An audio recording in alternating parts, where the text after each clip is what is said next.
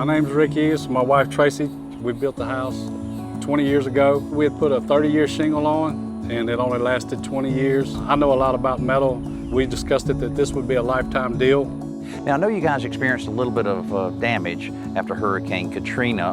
How was the aftermath of that? That's sometimes a little bit problematic. There was a lot of contractors out there wasn't really contractors. You know how the companies were going around then, and you didn't know who was good, who was bad.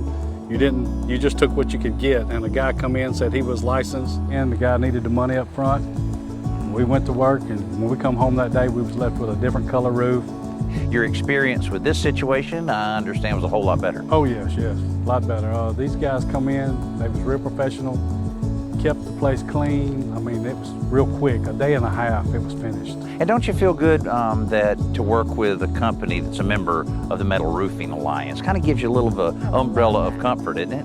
Yes, I love that. I love the fact that we can take the contract and we can pass it on to our kids, and we can get a hold to the company if we need anything. They're right there. And you know, a lot of people talk about how a darker color roof will make a house a lot hotter, but you haven't found that to be true, have you? No, as a matter of fact, what we've experienced since we've had it on, I have two units. I have an upstairs unit and a downstairs. And the upstairs unit, you know, the cold air falls.